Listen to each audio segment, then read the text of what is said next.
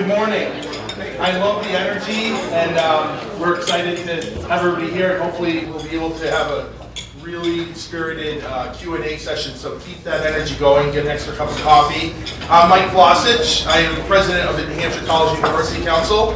As I like to remind everybody at every event we do, we're an organization committed to advocating for and supporting our 21-member public and private, not-for-profit accredited colleges and universities in nearly every corner of New Hampshire. It is my pleasure to welcome you to this month's Forum on the Future. This is part 2 of a discussion that spans the generations of New Hampshire. Last month, we had a successful forum with ARP New Hampshire about the critical role of our state's aging population in the workforce, and today we are here with Stay, Work, Play. We have a number of great speakers, but before we hear from them, I want to thank our member institutions represented here today and single out our presidents here today. And first, I want to recognize Revere University President and NACUC Vice Chair, President Sister Paula Marie Gooley, and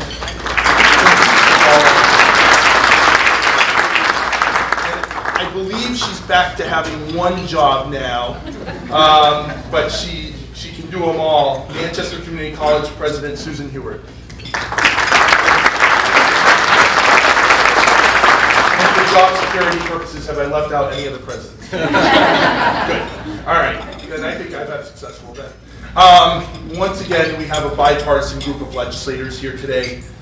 Thank you so much for taking the time from your busy schedules during legislative session. I want to first ask our state representatives to please stand so we can recognize your service. And you can right back to breakfast.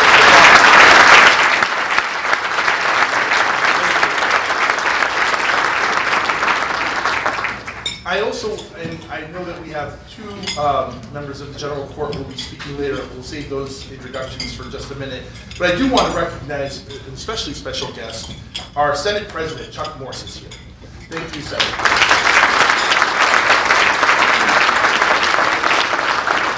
And I believe the Lion of the New Hampshire Senate is here, Lou D'Alessandro.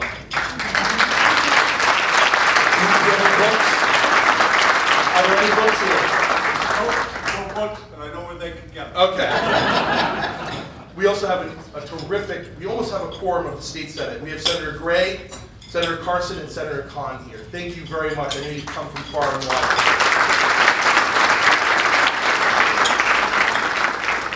We have the Mayor of Franklin, New Hampshire, dear friend, Mayor Jinta. Please. And we have representatives of our congressional delegation here, so thank you very much for taking the time. I again want to thank the members of the legislature who are here today. You put immeasurable hours of devotion into our state, and you make even more time by coming to listen to conversations like these, and it's very special, and that's what makes New Hampshire special. We also want to take a moment to note the sponsors of the NHCUC and these events. Their commitment to our state's future is commendable. You can see our member institutions on both these screens, and our sponsors will continue to roll through. Please take a look at them and understand what great partners they are in our state. As I mentioned, this forum is part of a series that is taking a deeper dive look into the key demographics of our state and what we need to do to harness our potential. I am pleased that the NHCUC has entered into a strategic partnership with Stay, Work, Play New Hampshire to build on our mutual interest in connecting with young people in our state to further showcase all that New Hampshire has to offer as they graduate high school and beyond. We also recently launched a joint promotional display at the Hooksett South Rest area to remind travelers to our state that New Hampshire is not only a great place to live, work, and play, but also learn. We have world-class colleges and universities, big and small, that can meet educational needs for a lifetime and connect you with great internships and jobs. I also want to celebrate a new partnership NHCUC has undertaken with WMUR TV to promote college and career opportunities in New Hampshire through the Gear Up initiative, and I want to thank Campus Contact New Hampshire for that partnership. I am excited to hear from Stay, Work, Play Executive Director Will Stewart in our panel. But first, I am so pleased to introduce 2 wonderful public servants who are also on the New Hampshire Scholars Board, a wonderful initiative that NHCUC hosts with the support from the New Hampshire Department of Education. that is one of the best examples out there for how we can engage our state's young people earlier regarding career and education pathways in New Hampshire. First, I will introduce Bedford Representative Terry Wolf to provide an update from the House of Representatives, and then Dan Feltus, State Senator from Concord, will provide his perspective from the Senate. Thanks to both of you for your time this morning and for your service to our state. Representative Wolf.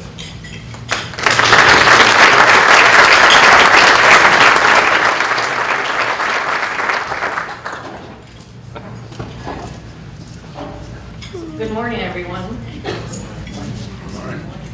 Thank you to the New Hampshire College and University Council for inviting us to be here today and share a legislative update about what's happened in the House this year.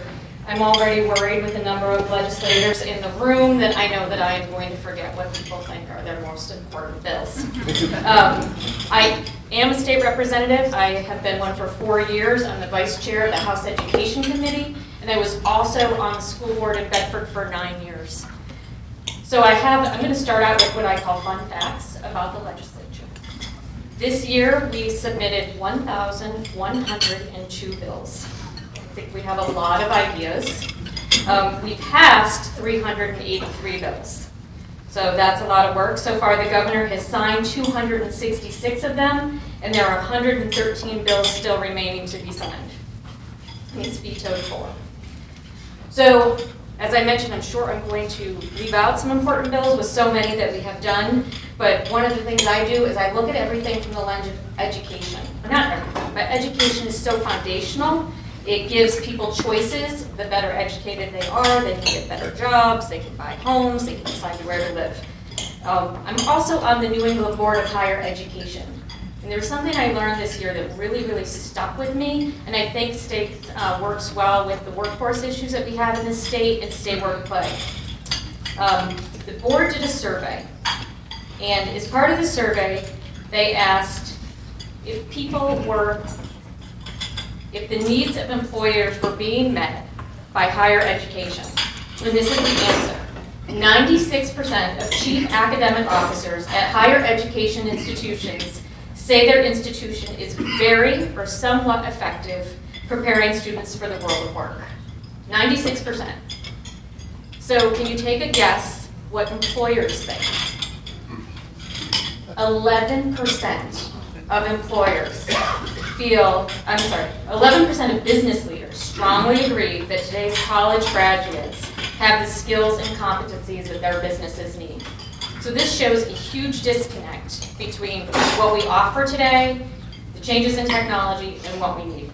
So with that, I'm just going to go through a few education bills and then some general bills. A lot of what we've done this year, very simple changes. One of them, just a small change, by academic standards have always been by grade level. We also added by course, because you know that a junior maybe in high school could be taking a variety of different math courses, but it's not on grade. Simple change, but something so we could give people credit. We've updated statutes to comply with the new federal law, which is the Every Student Succeeds Act. That's a major component, because in the past, everything's been done by the test. Are we proficient in the statewide test? We know some kids don't test well. So we now have additional measurements for success, such as completion of the New Hampshire Scholars Program as one of the measurements of success, a C or better in a completed dual enrollment course, or an industry-recognized credential of a CTE program. HB 1370 requires the Department of Education to have every school district share their emergency school plan with Homeland Security. That's something that we've been working on for a while. HB 1415 made an appropriation to the Public School Infrastructure Fund, and that goes to security on doors, the barriers to schools where you check in. A lot of schools don't have that kind of stuff. So we invested $29 million into that. I'd say one of the most fantastic bills we did this year was HB 1674, which I might have been the prime sponsor on. And that was adding computer science to the definition of an adequate education. Yes, Dirty Furrow was part of that. And thank you. And when we first started talking about computer science when I was in the legislature just 4 years ago, a lot of people thought it was like something for nerds. And today, it passed with barely any discussion. It was fabulous, and the governor signed that the other day. And it's not a mandate, and there's a lot of content that we support school districts to make sure kids are ready. Another bill that we did is data security in schools. We know with all the breaches that have been out there, a lot of schools are not really protecting their data, mostly because we don't have experts at local districts to even understand that it needs to be done. And finally, I would say another small bill, but an important one, is math learning communities. I know the community college system is here. We know that about 60% of kids that go to community college need remediation in math, which means a lot of wasted time, effort, and money for those kids. So this math learning communities program offers earlier intervention at the high school level, so they don't need to replicate that. Unfortunately, in classic legislative move, this is now a study committee instead of fully funding the program, but usually that leads to a better pathway. One of the bills that got a huge amount of attention this year is SB 193, Education Savings Accounts, which a lot of people also call vouchers. And the reason I bring this up, it did get a lot of attention, and there's a lot of different information out there. I was a strong proponent of this, and I will tell you why. In Bedford, our grades are 400 kids. And with 400 kids, there are kids that don't fit into the system easily. And I know a lot of people that send their kids to private school because they can in my town. So they go to places like ASD, Bishop Girton, Trinity, and the kids that don't have the money are stuck in these large grades. And it's not just in Bedford, it's all over the place. So this bill would have allowed the money that the state did, $3,600 per kid. The state average for tuition is $14,500 to follow the child. We did a lot of work on this bill. It failed by 7 votes. It's gone to interim study, and we'll talk about it again next year. And that's another one of those things that fits into the cost of tuition in the state. So it's expensive, and we try to, I know Stay Work Play is probably going to talk about this, but we have a lot of kids leaving the state. And how do we keep them here? We know that we're one of the oldest states. We know that our tuition rate is high. And so dual enrollment, which is something that we did last year, but we've invested money. So if kids take a course in high school, and Beth is here to tell me if I'm wrong. If kids take a STEM course in high school in their junior or senior year that is part of the Project Running Start system, it'll be paid for. It's an appropriation that we have for that. So that's just an education summary, and really moving forward as we look at legislation or things that I think we need to be concerned about in the future is anxiety, depression, suicide, substance abuse, and loneliness in kids. It's a big problem, I think, that we're seeing, and this is something that I don't know what the role of the government has in this, but I think that it affects everything else in their learning, and it affects their school culture, and it's something we need to look at, and also in the general population. And Mike, how much time do I have left? What do you need? Go for it. Yeah, a couple of minutes. Yeah, go for it. Okay, and I'm just going to hit up a couple other major bills that were non-education. Is CR 15, which is a constitutional amendment. And that constitutional amendment provides taxpayers standing to bring actions against the government. Now, that's something that we have done or have been able to do for over 150 years. And in 2014, the Supreme Court overturned that, and that is no longer allowed. And then there was a legislative fix, and they also deemed that unconstitutional. So we have a constitutional amendment. To give you an idea of the support for that, the House vote was 309 to 9 in support of it, and in the Senate it passed 22 to 2. So that is something that you're going to actually see on the ballot this November. And then we have another one, CR 16, which is a constitutional amendment providing an individual's right to live free of government intrusion in natural, essential, it's natural, essential, and inherent. That one, it hasn't passed by 3/5, was 235 to 96, and in the Senate was 15 to 9. So you're going to also see that on the ballot. A couple other quick things. We appropriated $20 million for red-listed bridges and $10 million for municipally owned high-traffic volume bridges. That kind of money helps reduce your property taxes or make sure your property taxes don't increase. We did pass the Medicaid expansion bill, which includes access to mental health and substance use prevention, treatment, and recovery. And then SB 334 also allowed temporary licensure to allied health professionals from nearby states. And that's something that's really important because we know we have a shortage of providers for mental health and treatment disorder. So that's it for my legislative summary. There are a lot of really great people up in Concord that do a lot of really good work because I think that those people don't really make the headlines very much. And so there is a lot of things that we do. The biggest frustration as a legislator, I think, and I think many people here will agree, is people who don't do their homework. You know, they put in a lot of bills and don't do their homework or don't show up to hearings. And, you know, finally, I know there's a lot of interest in politics today, and I encourage people to come to the hearings. We had 69 bills that we heard this year. I'd say many hearings, probably half of our hearings, we only had 4 or 5 people show up. So come sit in, you know, on a hearing. We also had 600 at another one, so, you know, there is a balance. But, you know, come be involved. There's ways to do it. All the information is, a lot of the information is available on the internet. So, you know, come join us. We really like public input, and it actually does make a difference. It really does. So thank you. Thank you.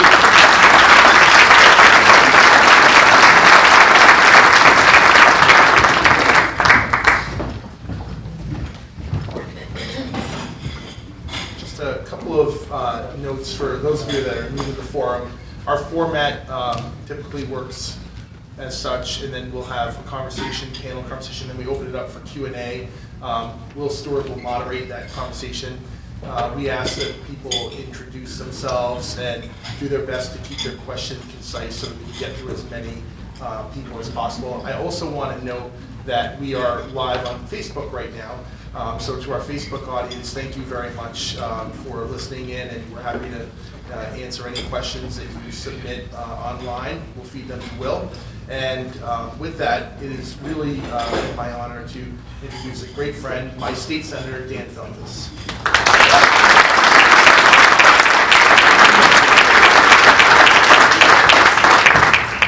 Thank you very much, Mike. It's great to be here to discuss the legislative session with you all.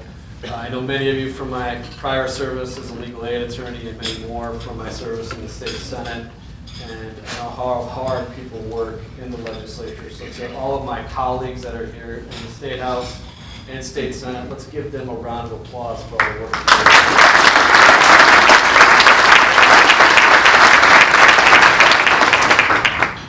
From my perspective, there's a number of bipartisan accomplishments in this past session, and there's a number of areas where we came up short. The single most effective way to combat the opioid epidemic was to reauthorize our bipartisan Medicaid expansion plan. We did that. Over 50,000 granted seniors are assured health insurance because of it. I want to thank Senate President Chuck Morris for his leadership on it. One of the key components of it was to ensure sufficient rates for behavioral health. And you may have seen some news stories recently about some concerns about that, but it is in law now that sufficient rates to ensure access to behavioral health services, substance misuse, and mental health, that's part of the law. So as it moves forward, if rates have to increase, which I think they do, we're going to have to revisit that and build off our bipartisan work. It was a collaborative agreement, a lot of work going back to last summer on the Medicaid Expansion Commission, which I served on with Senator Bradley and Representative Rosenwald, and a lot of people here in the room, including the hospitals who stepped up to the plate, working with Governor Sununu and the Senate President in a number of ways. So really appreciate the hospital's work and everybody else's work on Medicaid expansion.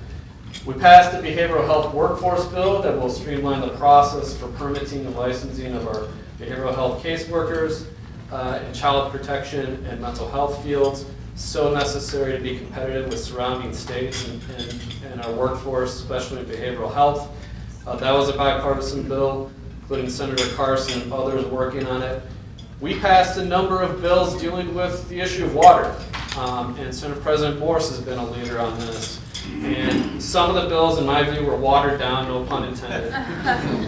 But we made some progress, and we continue to make progress on that in a bipartisan way. And everybody here believes that when you turn on the faucet, you ought to be able to rely on clean water coming out of it for you and your kids. And speaking of that, we passed the most comprehensive to date childhood lead poisoning prevention bill, both in paint and in water. And I see New Futures is here and others who advocated on that. Hundreds of children each year in the state of New Hampshire test positive with dangerous levels of lead in their blood, mainly from paint, some from water, but working together, and again, Senator Carson worked on this, as well as a number of people in this room. We were able to get that done, and Governor Sununu, towards the end of the legislative process, supported it, and that was very helpful in getting it over the finish line. We made more progress on mental health, including mobile crisis units, sort of community treatment teams, other teams, and other approaches to try to deal with, in a comprehensive and collaborative way, our mental health crisis in the state. And Senator President Morris has been a leader on this, and we have been working together to try to deal with this. And we've been working together in large measure on child protection. We have a DCYF crisis in the state. We have a child protection crisis in the state. And if you take a look, Google the independent audit report of DCYF, final report in December of 2016. And there's a number of key foundational recommendations in that report, some of which we haven't fulfilled yet, and some of which came up short in the budget process, unfortunately, and they may have led to some situations where children suffered mistreatment and in some cases died. So we made some steps this year, though, to help fill some of those gaps. It's an ongoing work in progress. Senator Bradley and Senator Carson have been leaders on it. We need to continue to work together to protect our children and build off of those bipartisan successes. Lastly, in terms of working together, some last bill I'd highlight is criminal justice reform, including bail reform, common sense criminal justice reform to protect taxpayers and protect the general public. Representative Roulard, Senator Carson, and others worked on that, and we were able to get that through, and Governor Sununu supports that. Now, in my view, where we came up short or where things failed, just to cover a few of them, Representative Wolf talked about what's called the Freedom Savings Account, otherwise known as school vouchers.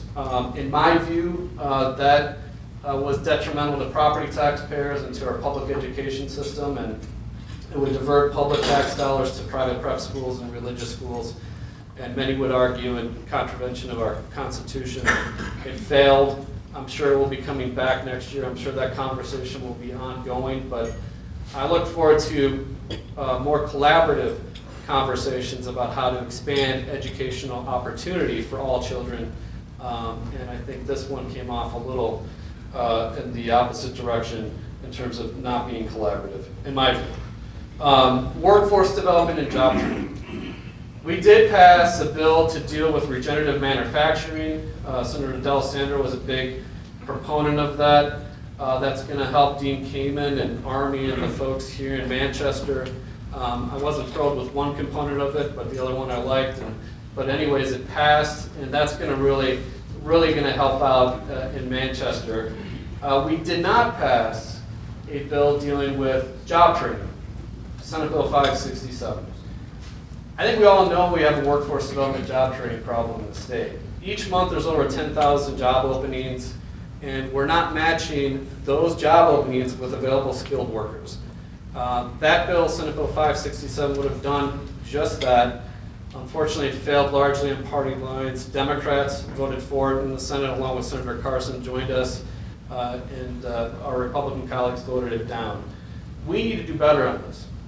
And there's a commission that passed, and we need to work together on this to figure out how are we going to streamline and provide access to job training and skill up our workforce to meet those available jobs. We need to do it, and it's not just about access to higher education, it's about access to all job opportunities, including for our graduating Granite State seniors. The two biggest, by far, I think you'll hear from Will, drivers of costs for younger people and for working families or childcare and housing. Childcare and housing. Access to affordable, quality childcare, and access to affordable workforce housing. In fact, in housing, we have about a 2% vacancy rate statewide, when nationally it's 5%, which means that folks can't find housing. When they do, the prices are through the roof. No pun intended. That's another pun. The second one. Try to hit 4 or 5 of these. Pun limit. I got two pun limit.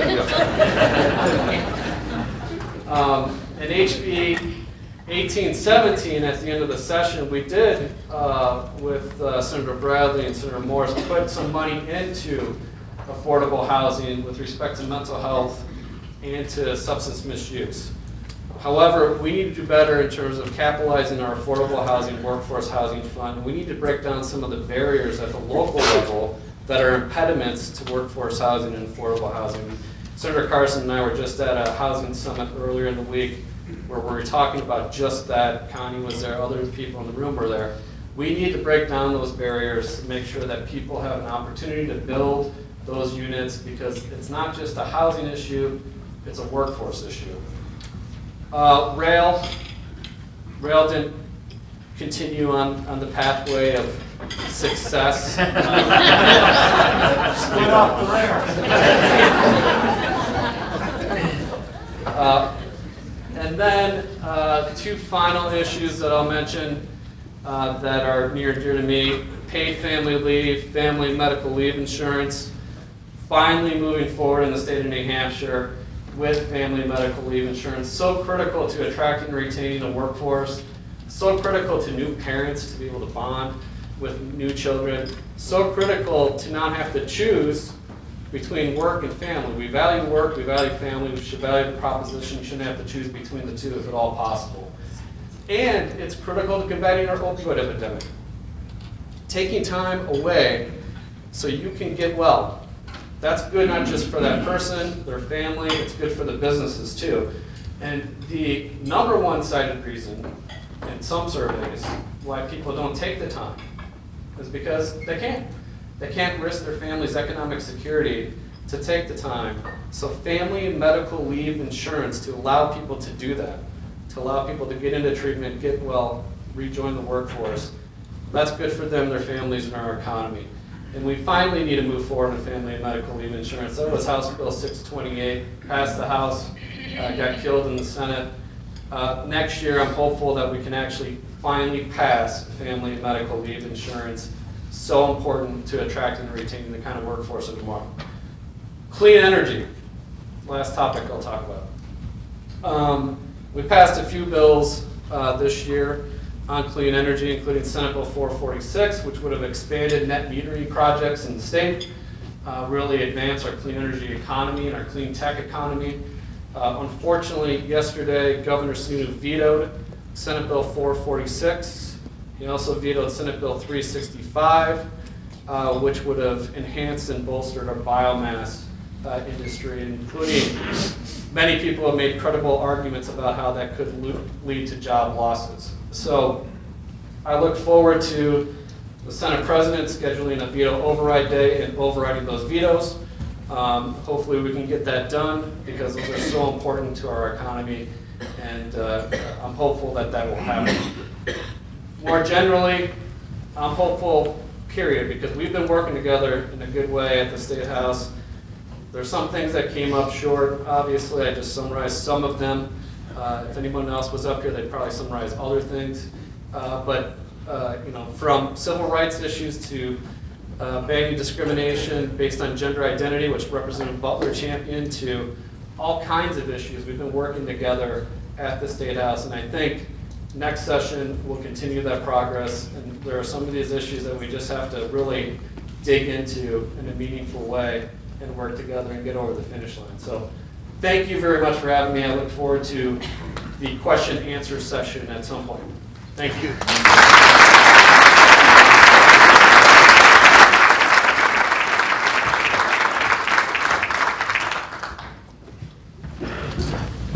Thank you. This forum hopefully represents what's best about New Hampshire, that we can have good, thoughtful, civil conversations and find common ground. And so thank you very much to both of you for your wonderful presentations. I do want to recognize the New Hampshire Scholars Board also has legislative representation from Senator Birdsall, who's been wonderful, and our chair is Senator D'Alessandro. So thank you both again for your service. Now, without further ado, it is my pleasure to introduce another very good friend and someone who we both came into our roles pretty much the same time and have enjoyed working closely together on a lot of mutual interests, and that's the Executive Director of State Work Play New Hampshire, Will Stewart. He comes to us from, he lives in Manchester, he's an alderman. He was Executive Director of the Greater Derry Chamber of Commerce, and prior to that was VP of Economic Development for the Greater Manchester Chamber of Commerce. And so the floor is yours, Will. Come on up.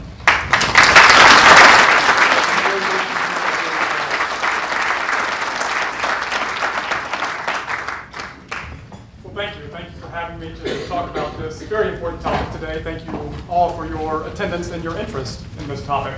So, as Mike said, we both came on board our respective organizations almost a year ago, about a year ago for me, or for you, a little after Labor Day for me. And I was brought on board to kind of help transition State Work Play, which for those of you who might not be familiar with it, is a statewide nonprofit whose mission is to attract and retain young people here in the state. And so to kind of help transition the organization to one that's kind of action-oriented.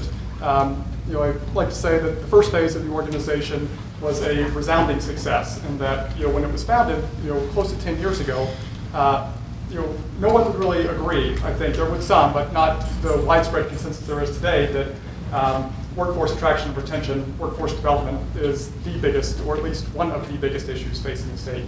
Everyone does now. The question is, what do we do about it? So that's why, with the help of Eversource, and thank you for your support, we commissioned a survey recognizing that there's no shortage of things that State Work Play and our partners, many of whom are here in the room, could do and can do, but what should we do?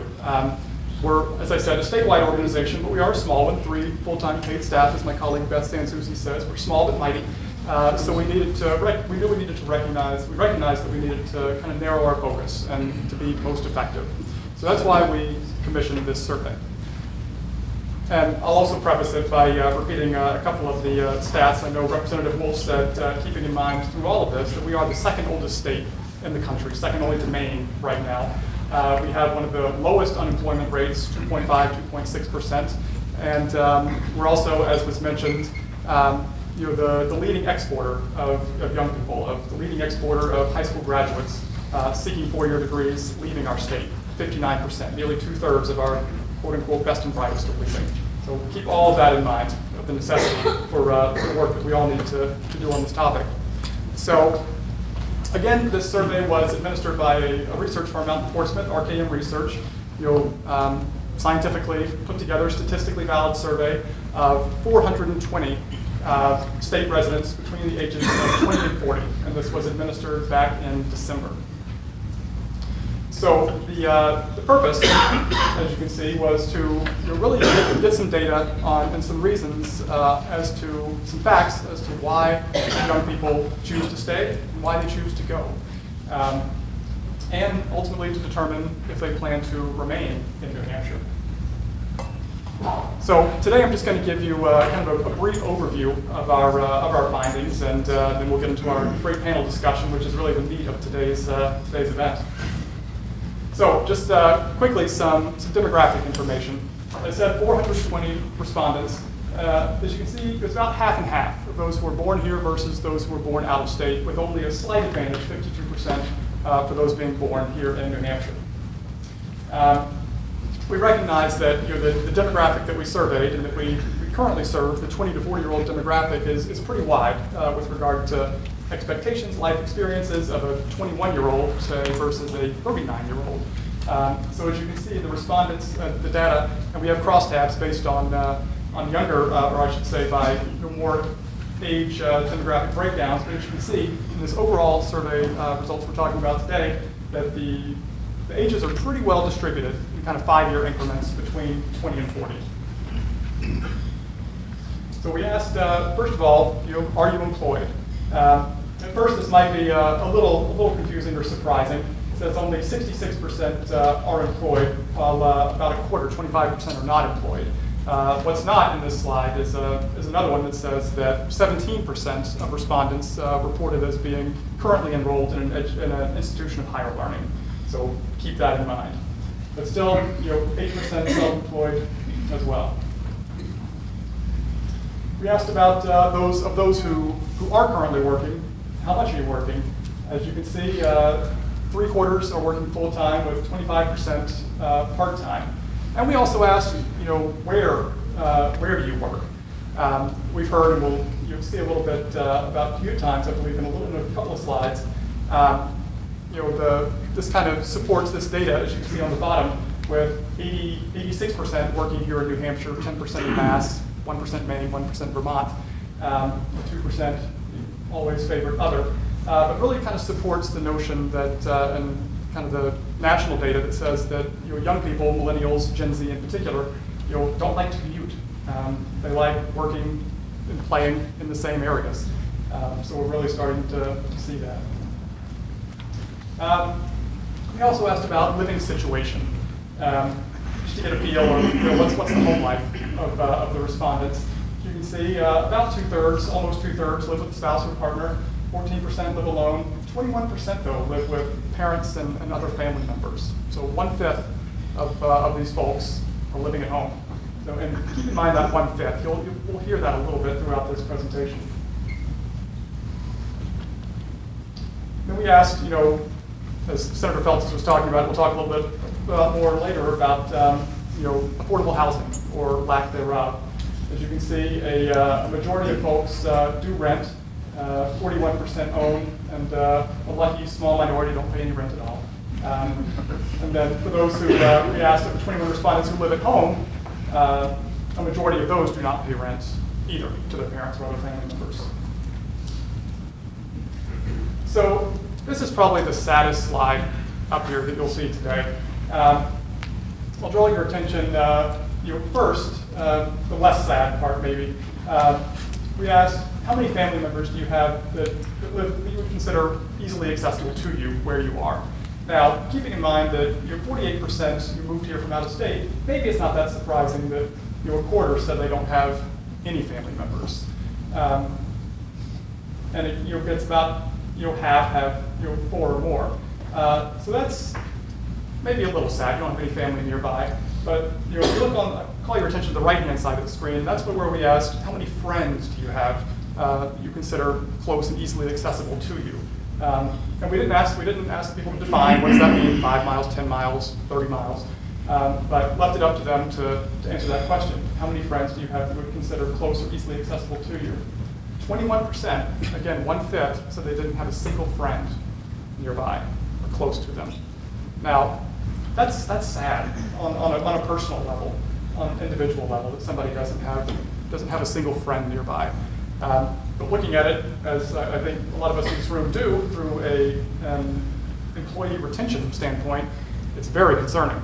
The fact that if you just moved here for, say, a job, then you don't have any friends here, you don't have any connections in the community, you don't have any roots, well then, it might just be a job to you. And if another one comes along that maybe pays more money or gets you back to where your friends and family are, then you're that much more likely to take it. So, I mean, Representative Wall, I believe it was you who mentioned loneliness in our kids. And it's extending up beyond the kids, up into our young adults. And it's certainly something, it was the most surprising, I think, statistic, certainly to me, and I think a lot of people who've seen this data previously, but it's something that wasn't really on our radar to begin with, and it is now. It's going to be a main focus of Stay Work Plays. So we also talked a little bit about, one of the previous speakers talked a little bit about the gaps, the skills gaps, and I would say desires too, of what types of jobs are available. Senator Feltes said, it's been in excess of 10,000 open jobs. I've heard 15,000, 16,000 open jobs in recent months. And then, what kind of jobs that people want. So you're kind of a mismatch there. And I apologize, I'm going to do this on one side over here. But if you look, basically about halfway up are basically jobs that require a college degree, at minimum a bachelor's degree. The people people say they want. Some you'll need a professional degree, a master's degree, and then all the way up to COO, CEO type jobs. Only down here you have 11% that's strong tech skills, so still a lot of education necessary. And then, but a lot of these down here, entry level, no training or some training, people say, those are the jobs those are the jobs they don't want. And then this lucky 11% down here, they does not need or want work. So must be nice. So here's where we start getting into a little bit of the kind of the overall people's overall satisfaction with life in New Hampshire. What they like, what they don't like. So we started out really big, just kind of generally asked, what's your satisfaction, with life in New Hampshire? And it's not bad. It's not overall. Overall, it's not bad. 23% say they are completely satisfied, so about a quarter. And then a third say they're very satisfied. So now we're talking about half that say, that's pretty good. Another quarter say they're moderately satisfied. Okay, and then a minority say they're maybe only somewhat satisfied, not satisfied, or the unsure folks. So here's where things start getting a little bit more concerning, for us, though. When we asked, it's one thing to say you're satisfied, moderately, somewhat satisfied. Then we asked specifically, how likely is it that you would consider moving out of New Hampshire within the next 2 years? 2 years. This is a pretty short-term time frame we're talking about. Not 5-10 years in the future. 2 years is pretty easy to imagine for most folks. Only 19% said they definitely would not move out of the state within the next 2 years. The third, 29%, probably won't. So okay, pretty solid. Now, it starts getting a little concerning. 22%, nearly a quarter, say they're unsure. Yikes. 16% probably would, not good. 14% definitely would, definitely not good. So this is concerning. Now, in this next couple of slides, we asked people to compare New Hampshire, rate various quality of life aspects here in New Hampshire to other states. And again, we didn't ask what specific states they were comparing them to, but just other states in general. And so I know the writing might be a little small up there. Basically, on the left-hand side, the blue is where New Hampshire scores pretty well. Red are where other states score better, and the gray is where we're about the same with other states, according to the respondents. Now, you can see affordable housing, we're about midway through here. Again, everything being relative. If you're coming from parts of Massachusetts, the Boston area, we might look more affordable. If you're coming from Upper Maine, maybe not, less so. Taxes, we do pretty well, and the pollster who did the research for us asked me to be sure to say that this just refers to sales and income taxes. It does not refer to property taxes. We do well in education, both K-12 and secondary schools. Safety, lack of crime, doing really well. Some things not so well. Public transportation, for example, access to childcare, as Senator Feltus mentioned, affordable and accessible childcare. A few more on the next slide. You can see doing really well in areas of, I would say, generally of the environment. Outdoor recreational opportunities, the environment as a whole. Doing considerably less well in things like cultural diversity or nightlife and entertainment. Not doing so well there. So as we're kind of wrapping up here, these final slides, we take those quality of life indicators that were just on those last two slides, and we basically asked people to, in a sense, rank them. So it's a little confusing, and I apologize for that. But on the next slide, you'll see the same, what we call the action matrix, with all of those quality of life indicators plotted out. And basically, everything in the upper half, are things that we have going for us here in New Hampshire that your respondents ranked as positive.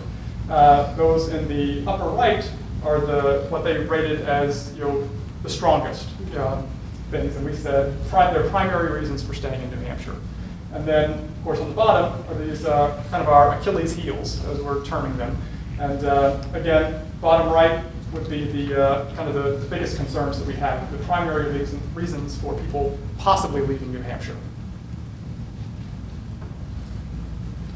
So, as you can see on the positive side, again, kind of trending what we just talked about a few slides ago. Whoops. So, things that we do really well in: quality parks and recreational areas, public schools, quality of the environment, sense of community and neighborhood, safety. Also, doing really well in, again, affordable taxes, access to proximity to outdoor activities. Doing pretty well in. Not so well, here on the bottom, you can see kind of the biggest Achilles heels we have here, as Senator Phelps has mentioned, affordable housing.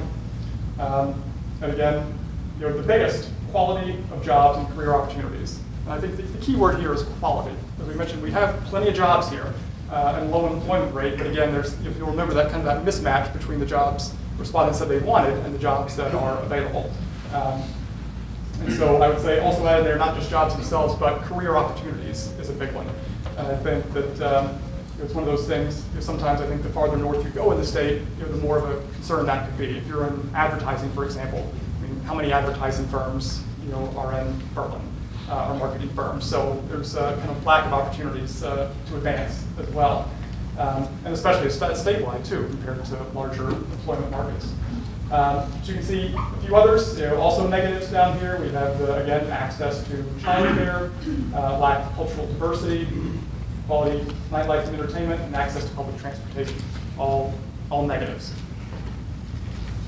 So just to summarize, and we'll bring our panelists up here, our clear advantages that we have, and I would argue need to do our best to maintain and preserve, are our environment, our educational system, K-12 all the way through higher ed, parks and outdoor recreation, and safety really scores very well.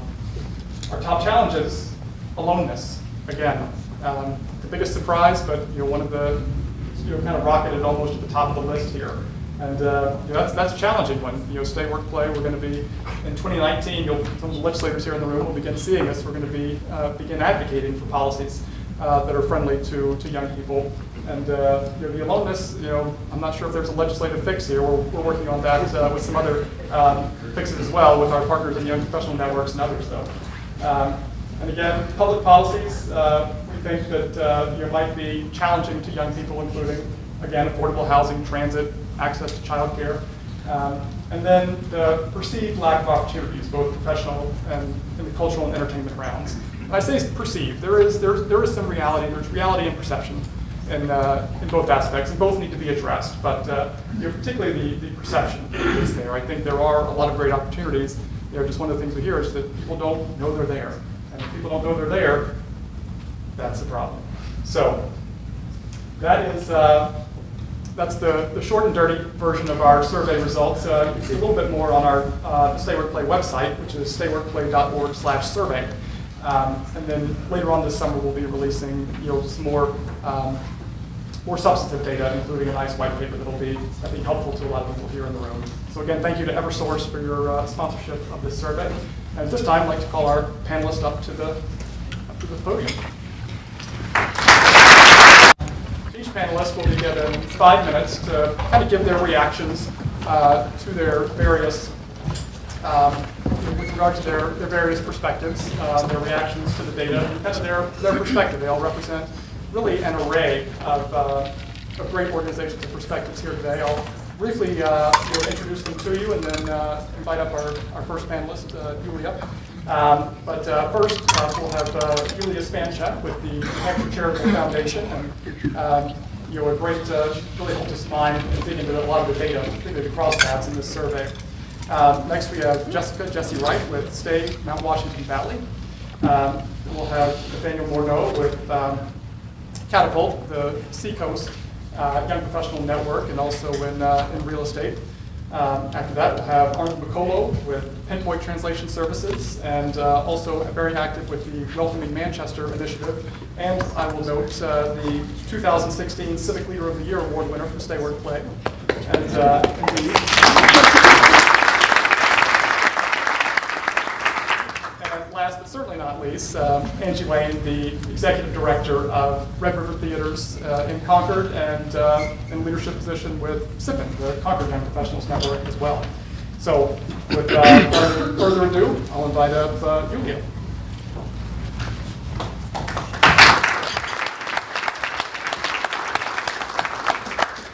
And I thought I had 8 minutes, not 5 minutes. I have bad news, 2 pieces of bad news. I have more data, and I also have a sad slide. But I think after that, there is no more data. So, hi everybody, and thanks, Will. That was a great presentation. So, I want to spend some time and actually give a little bit of a broader overview of the demographic trends in New Hampshire as a whole. So, Will looked at a survey result of a group of individuals, and I want to just kind of zoom out a little bit. But first off, why does the Charitable Foundation care about young people in New Hampshire? I think many of you know that about 2 years ago we launched our New Hampshire Tomorrow initiative, which is a 10-year, $10 million per year initiative aimed at ensuring that all kids in New Hampshire have the opportunity to succeed in life. This is a cradle-to-career initiative. We do early childhood all the way to scholarships and education and career development. And when we developed this initiative, one thing that we're kind of thinking about was what is sort of the finger in the pulse in which we can assess and how New Hampshire is doing.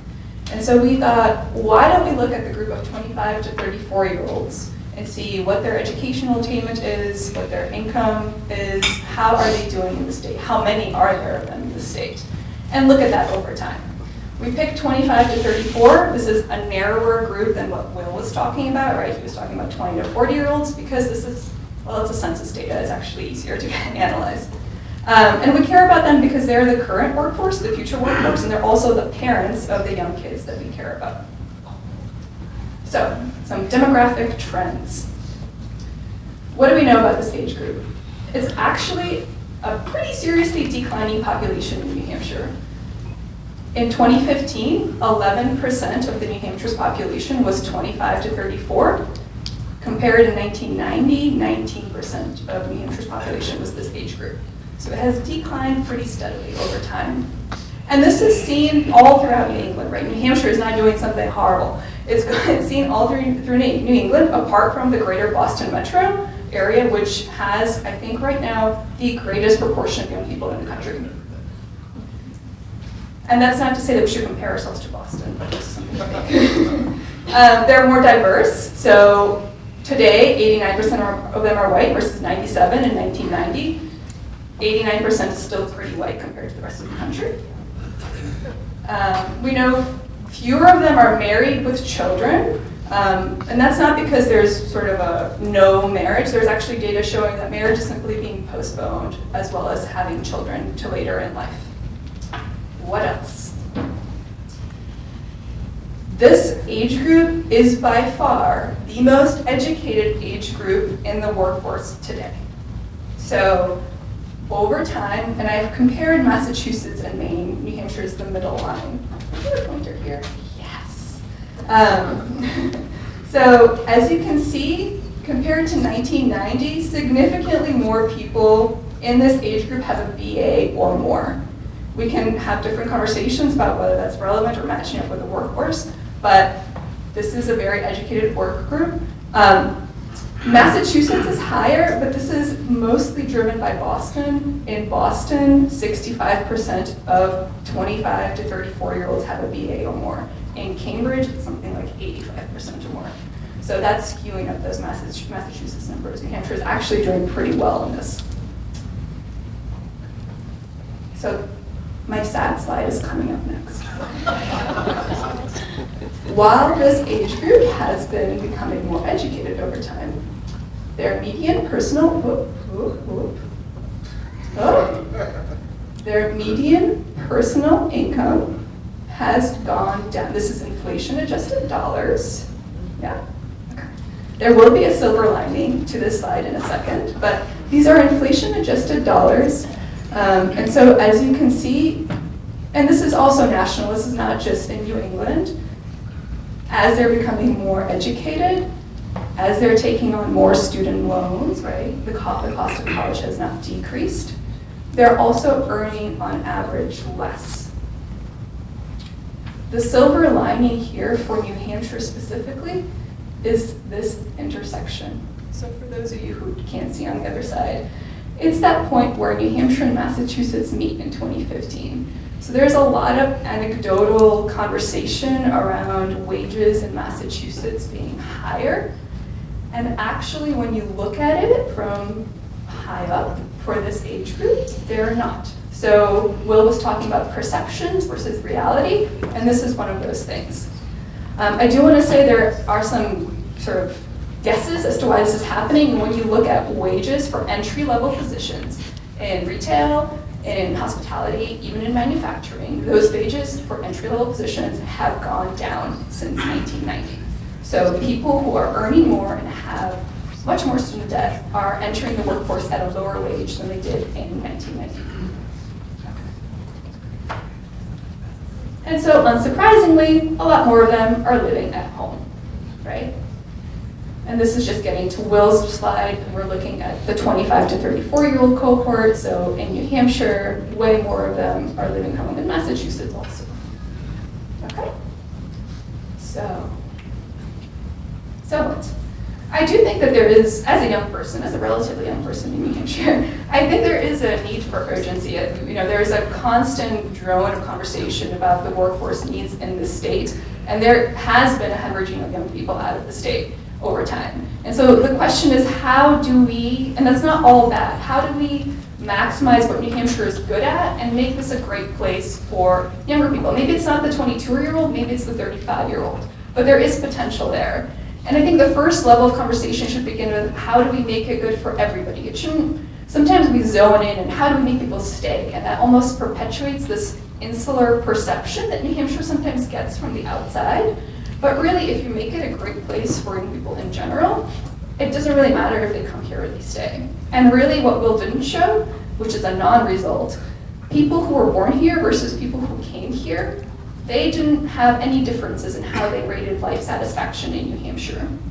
There is an opportunity with Boston. I think there is more and more data showing that as people are getting older, as they're reaching their mid-30s, they're really not having fun living with roommates anymore, and the cost of living in Boston has truly skyrocketed, right? So how can we make New Hampshire attractive? How can we destroy that perception that the wages here aren't high enough? How can we attract some of those people who might be ready to settle down to come into the state? And then how do we ensure that the folks who are already here benefit from what the state has to offer? So that current wage of $30,000 per year is actually not very much for, you know, in Merrimack County, average rent is $1,200 for a 2-bedroom. If you're making $30K a year, that's really not very much compared to what the prices are. And I do hope that we spend a lot more time talking about Will's money slide. I really think this is the most important slide of the evening. You know, these are, when we talk about what we can capitalize on, these are all the things that people think are important that we score well on. These are all the things that people think are important that we don't score well on. So how do we change the perception about jobs? How do we deal with affordable housing and cultural opportunities?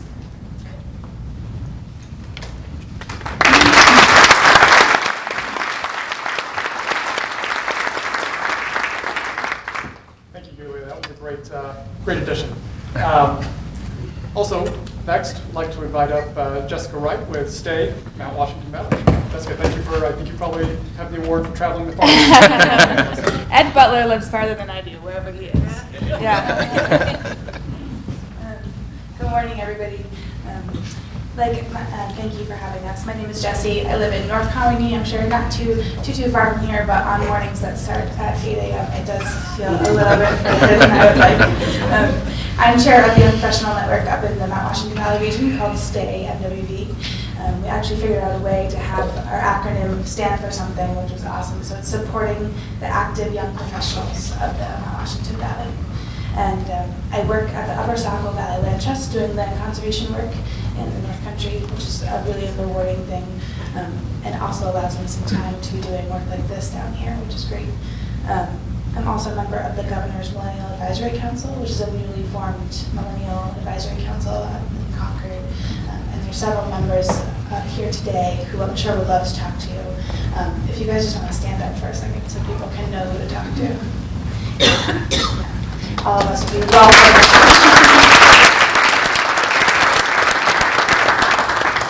I think what I wanted to talk about today was a little bit of what we're doing to combat the kind of leakage of young people that we hear about so often up in the Mount Washington Valley. It's hard to sit here and listen to the statewide data and not feel like, well, but what about the North Country? Because we're a little bit different than the Seacoast. And sometimes I feel like I'm battling that rally cry all the time. And it doesn't want to come out whiny, right? But it's just true. So when Yulya talks about wages not being lower than in Massachusetts, but I'm like, well, what about the North Country? Because it's one of the things that we found is really a barrier for us. So really tangible efforts that we're doing in North Conway and our greater Mount Washington Valley to keep young people through our Young Professional Network, again, kind of combating this loneliness that the Stay Work Play Network has found in their survey. That's an issue of doing what all Young Professional Networks do. Having social events, kayaking down the river together, that kind of stuff. That stuff hasn't worked for us in the past. People have, in our region, have their own networks of people who they're climbing with and camping with and going down the river with already. People are living in the greater Mount Washington Valley really because they love the White Mountain National Forest, and they're making an effort to be there because they're already doing those social things with their outdoor recreation communities. So what we found is that our Young Professional Network needs to be really mission-based. And about 3 years ago, we started a student debt scholarship.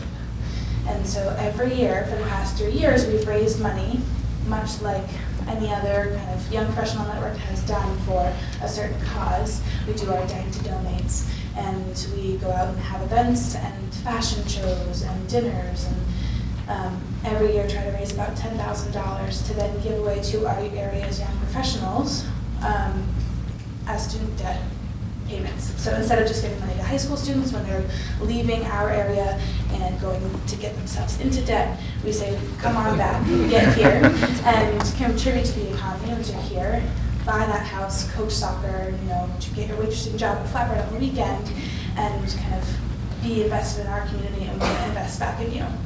And that's one way that our group has really found that we can tangibly make a difference on people's ability to put roots down in our community. So once I have 3,000, it's hard to, there's so many cool things to talk about that we're doing. We only have 5 minutes, but I have 1 minute left. So the first year we started doing this, we had 12 applicants. And those 12 applicants, their student debt totaled over $700,000.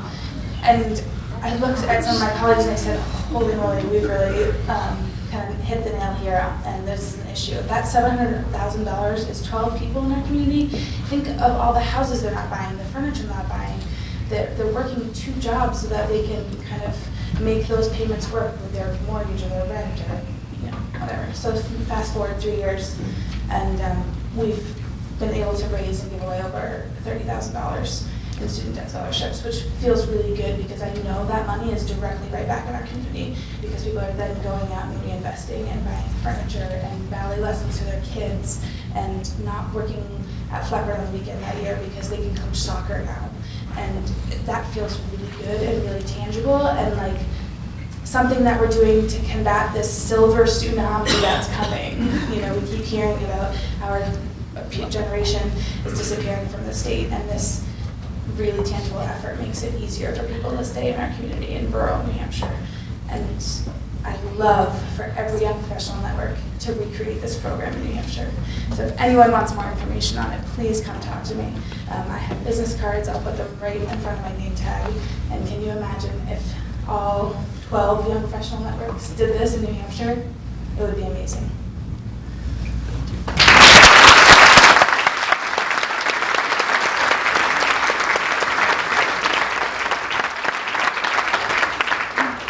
Thank you, Jesse. And, it is a great program, and at Stay Work Play, we kind of see we have a I think a special relationship with the state's young professional networks. There are actually 13, Jesse.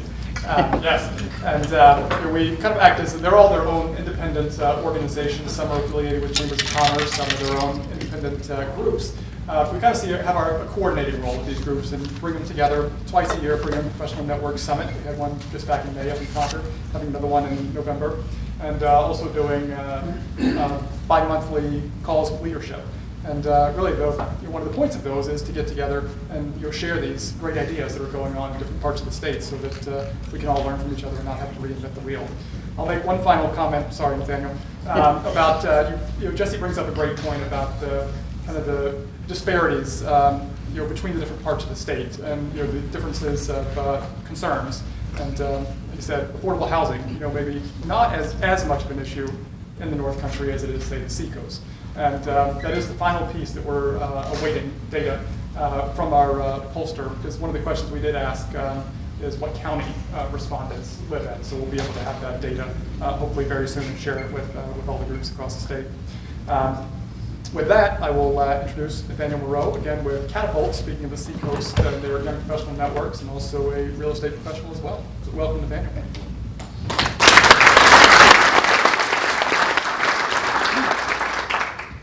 Well, Jesse, we'll accept your challenge over at Catapult Seacoast and try to implement something similar. It sounds great. Before I begin, I want to thank everyone in the room. The fact that you're all here and a lot of different demographics are here show that you care and that you're looking to make a change for young professionals, and we really appreciate that. So a big round of applause for all of you.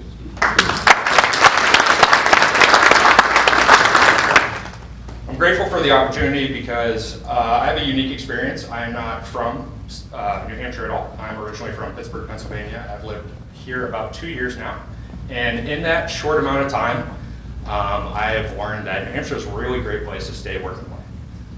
In that time, I have been involved with my town planning board. I am now co-chair of Catapult Seacoast. I have graduated from Leadership Seacoast this year. I coach lacrosse in the town that I live in, and then I'm also a realtor.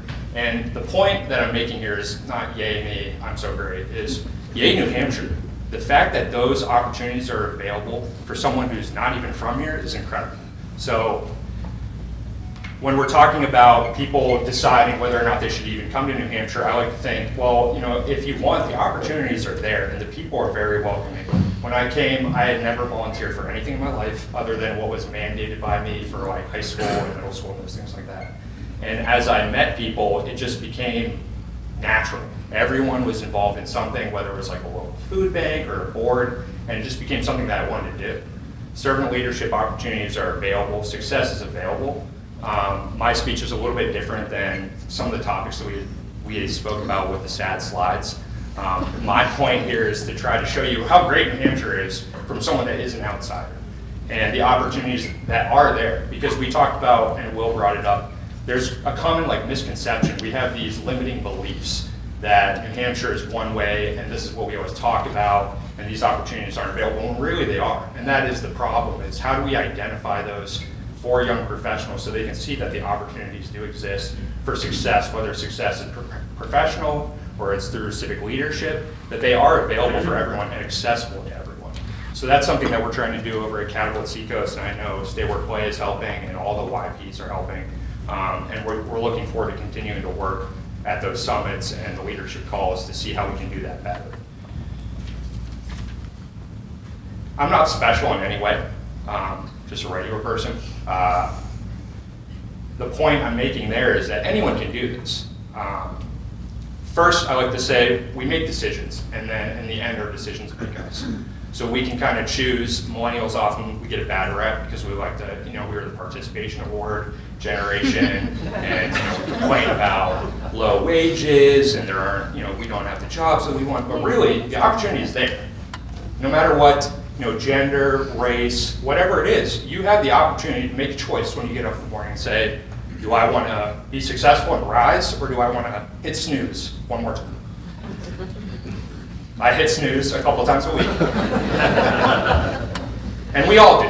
But at the end of the day, you have the power to have a positive outlook. whenever you're thinking about your life. And through Leadership Seacoast, I got to see all the great things that New Hampshire is doing. And now that I've got to see the survey, it's actually really interesting that they're already combating some of the issues that Will brought up. Through our education day, I got to tour Spalding High School, and for those of you that don't know, that's in Rochester.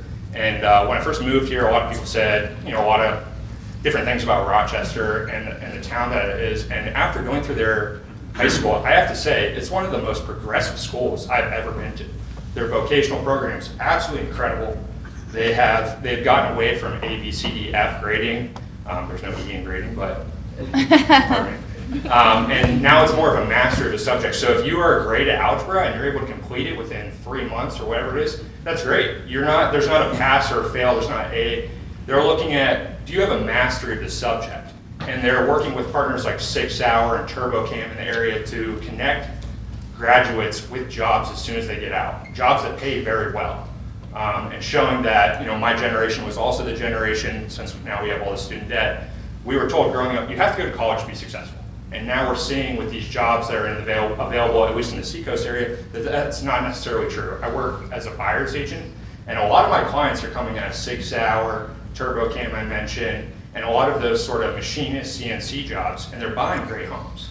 And to see that one high school in particular is taking a stand to change in education reform to provide opportunities for kids that maybe college isn't accessible to them. It's really great to see that New Hampshire's already on the cutting edge of that. So, my final remarks are, I appreciate, having the opportunity to be here. Again, thank you everyone for coming. And I think it's kind of clear why I've chosen to stay, work, and play in New Hampshire.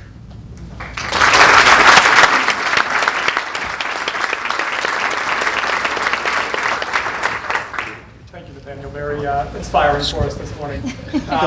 Next, I'd like to invite up Arnold Mikolo, again, with the Welcoming Manchester Initiative, here to give us his thoughts and observations. Arnold, welcome. Thank you.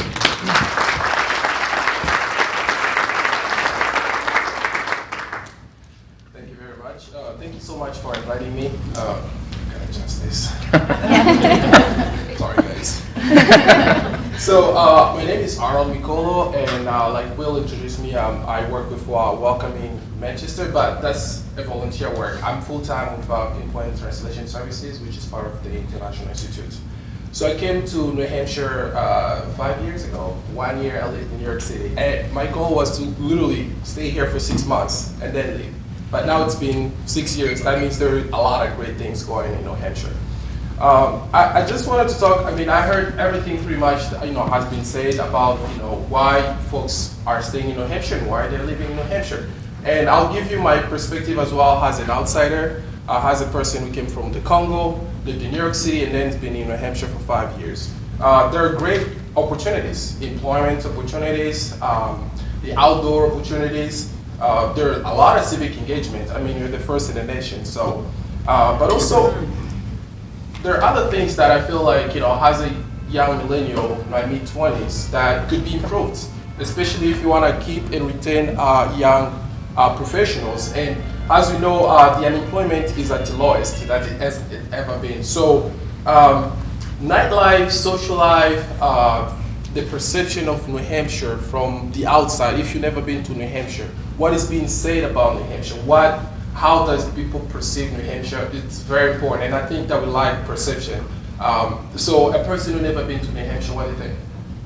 It's a wood country, it's all wood, It's all white.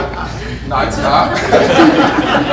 But also, all these other things that are, the White Mountain and the hiking and all these activities that, nobody knows about, And I feel like, Will said there is a lot of gap as far as, what people knows about New Hampshire and what's really happening in New Hampshire, because there's so many great things. The Seacoast, when you go to Portsmouth, you walk around, you feel there's that European, feels to it, And you can see if you do a lot of research and statistics, the public school there is great. A lot of things is great, but the housing is very expensive.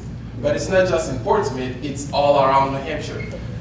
Somebody mentioned about roommates. I still have roommates. I was thinking about my roommates when, somebody mentioned, I was like, yeah, I'm in my mid-20s, but, when I'm in my 30s, I probably would like to have my own place. And having your own place, you have to have, there's a lot of things in it. And the property tax, it's one of them to consider before getting a house. So those are some of the things that could definitely be improved as far as, trying to retain young professionals, to see how housing could be most affordable.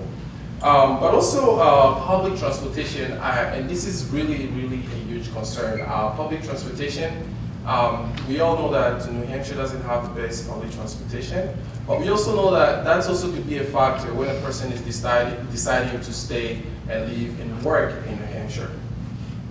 The incentives, we also know that these generations, we're more likely to start in a small business. So if we could have, sponsors or even employers just encouraging entrepreneurship, the spirit of entrepreneurship, to be able to provide capitals. So young professionals or just young millennials who want to start a small business, they have access to that capital. Just create a platform. And I'm thinking about chambers of commerce because that's an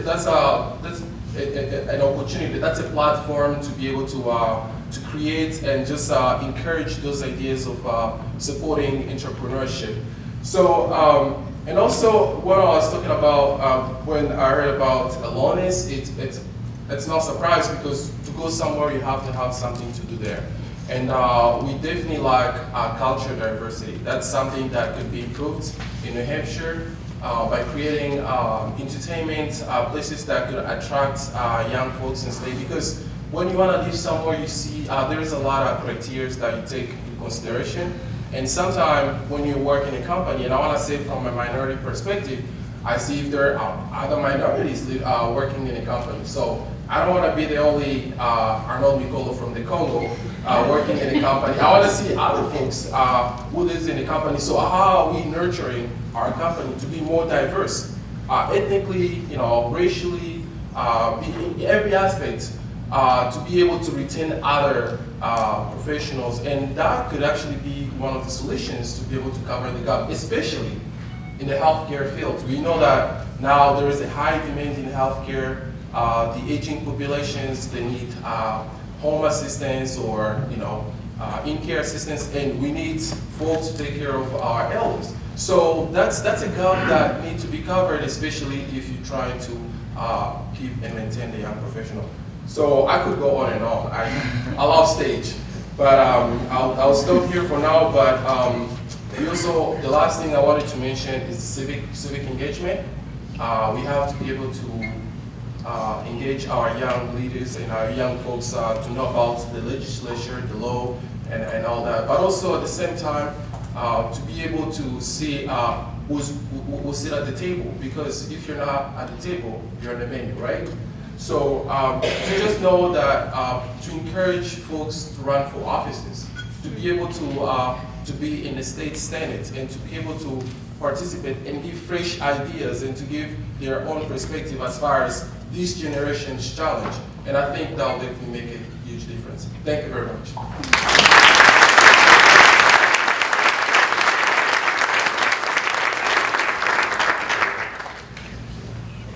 Not quite as tall as Arnold.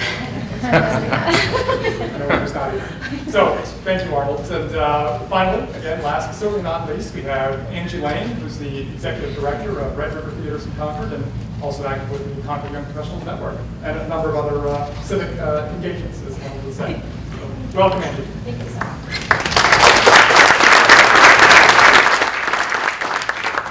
Morning, thanks Will, and thanks to Mike for inviting me to this conversation this morning. As you heard, I'm the Executive Director of Red River Theaters, and for those of you who are not familiar, we are an independent cinema in downtown Concord. We show the first-run films, classics, showing Princess Bride Quote Along next week, so if anyone wants to join us, there's still tickets. I've been ED for about a little over a year and a half. It's what I call my first big gig. I also serve as the Vice Chair of the Concord Young Professional Network, and have been involved since its inception nearly 11 years ago. I am a New Hampshire native. I grew up in Pembroke, New Hampshire, right outside of Concord. My parents still live there. And I attended UNH, so New Hampshire. And as I was thinking today about this conversation, I was remembering like middle school me and high school me, and we were all like, we're getting out of here. We're going to the city. We didn't know what city it was going to be. We're definitely going there. And even in college, that was the culture. That we knew that, yeah, maybe we have to stay for a little while, but our goal was again, to get to the city. Maybe we realized it was maybe New York or Boston at that point, or maybe the West Coast, but it was still that culture of leaving. So obviously I stayed, and of course I'm glad I did for various reasons. But as we were talking about, we are the second oldest state in the country. We're facing a brain drain gap here in the very near future, and we are left asking ourselves, what can we do to keep and retain young people?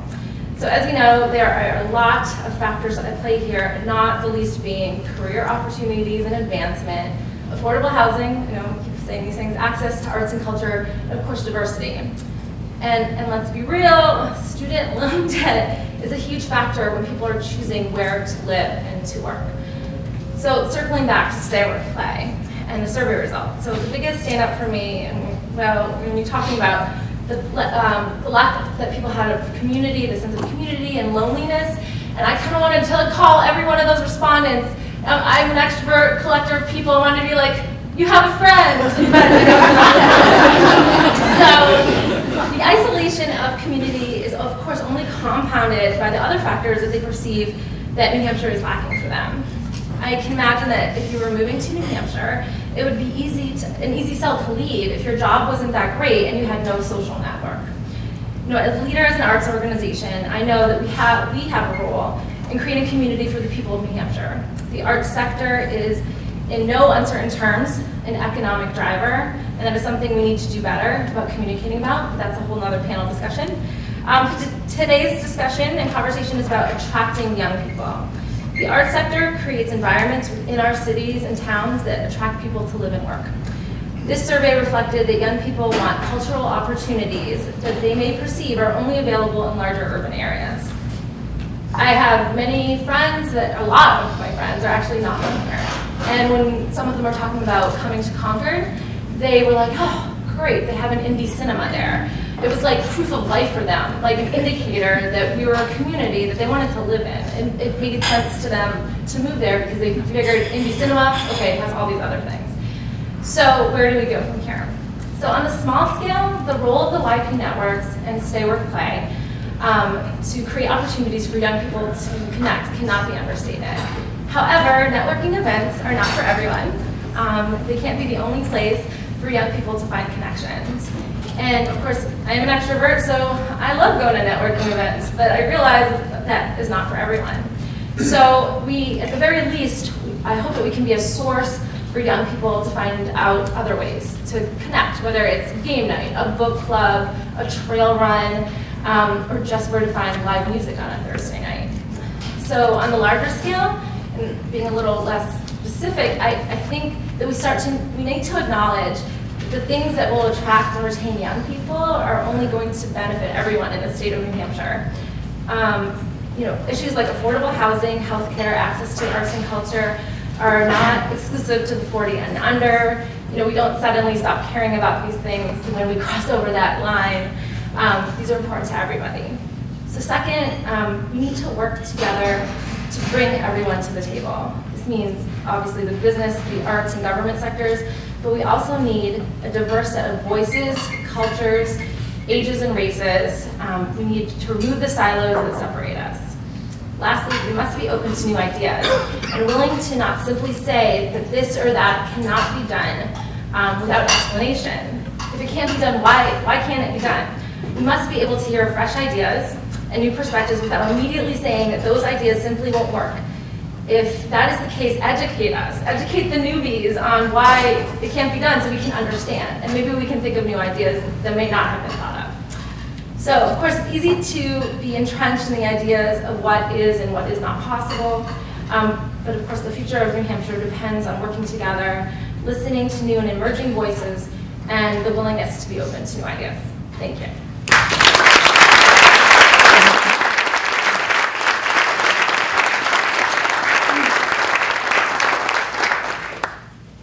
Thank you, Angie, and thank you to all of our panelists. Please, let's give them a round of applause.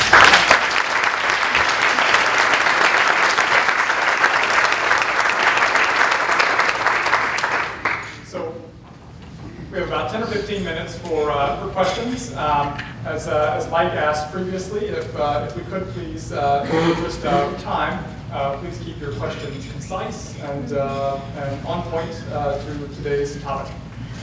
We do have one microphone going around. And before you ask your question, if you could just tell us your name and who you're here, the organization you might be representing today. Who do we have? How about we start in the back? Hi folks, Brian Duncan. I'm here with Hugo, which is Nashville's Young Professional Group. And Will, I know you touched on this at our YPN Summit, but is there some place that people can look? Because I'm sure some people are saying, 420 people, how's that really representative of an entire population? Do we have some information on that on the survey site or somewhere that they can look for that? That would be, I will say it is a statistically valid survey, so it is representative.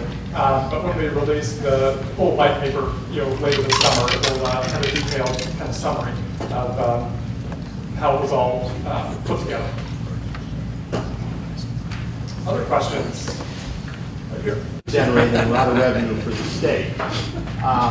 But I also want to highlight that maybe as an example of a community that seems to be both welcoming and attracting a lot of people because of these issues that we just mentioned. So I just want to throw out a couple of impressions that I've had about this issue. Number one, I feel that the newer, younger people coming into our state are looking for meaningful work. Not any work, but meaningful work. Of course, they have debt. They have to pay debt, and that's important to them. But I think we as a state have to identify the fact that our state has a branding problem as a state for young people. And that goes to, as a challenge to both the governor and the legislature to do something about it. So I ask you, as an example, why you think the following things that just happened are attractive or not attractive to young people, keeping them here or bringing them here. Number one, the two bills that the governor just vetoed, increasing more solar energy in this state. Okay. Number two, basically abandoning support of renewable energy in the biomass industry in the North Country. Is that a good idea? Rejecting commuter rail, is that a good idea? Are these not the kind of messages that send the wrong message to young people about our state? Anybody want to take a stab? Yeah.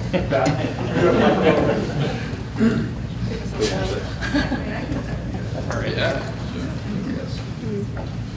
That's a question. It's a question in one question. I agree, New Hampshire has a total branding problem. I moved to New Hampshire from DC 4 years ago. When I was telling my friends it was a really big risk for me, I didn't know anybody here. When I was telling my friends that I was taking a job in New Hampshire, a meaningful job, and that's why I moved here. They said, New Hampshire, that's right near Vermont. I hear the skiing is really great in Vermont. Another true fact, when I was moving to Concord, the number one website that I was visiting before moving here was the Main Street Revitalization Project to see where it was at and if it was going to be finished by the time I moved to Concord. Another true story, the fact that Red River was in Concord, I mean, Angie just described me.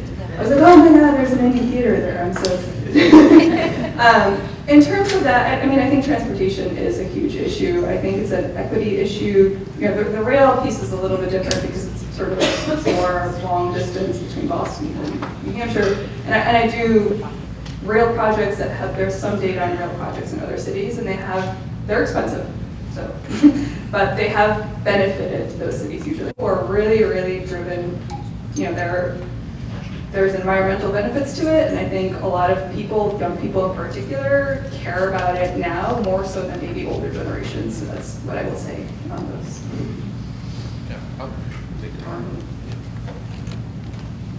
So that was a really great question because recently Amazon was looking for a second or third headquarters, and New Hampshire was actually part of the candidates who actually wanted to have Amazon as their headquarters. But why New Hampshire was part of the candidate? Because they knew all the benefits that comes with having a larger company like Amazon. Because you're creating jobs, you're also attracting young folks from other states, and that boosts the overall economy of the state.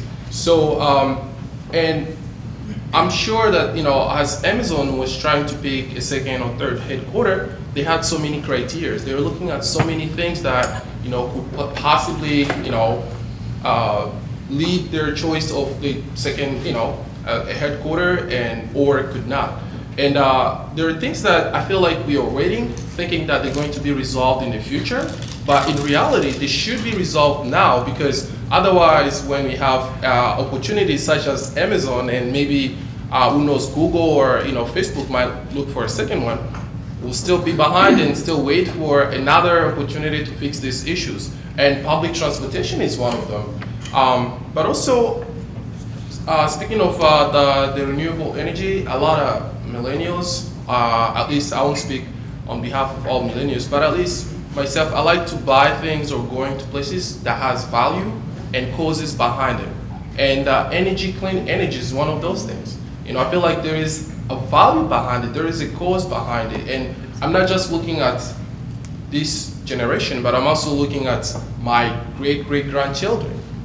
What kind of environment are they gonna be living in? So these are some of the things that, not just the millennial generation we consider, but also there's some other companies that look at those things and say, what are some of the policies of these states? How can we, blossom or be successful in a certain state? So this is just some of the things that I feel like I wanted to add, but also policy making is really important.